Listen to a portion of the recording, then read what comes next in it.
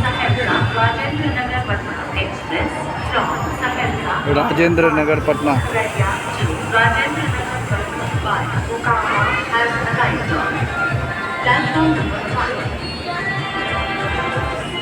कृपया गया पटना के रास्ते हटिया से आने वाली माल सहरसा के रास्ते हो जाने वाली गाड़ी संख्या 18,626 हटिया एक्सप्रेस प्लेटफॉर्म नंबर 2 पर आ चुकी है।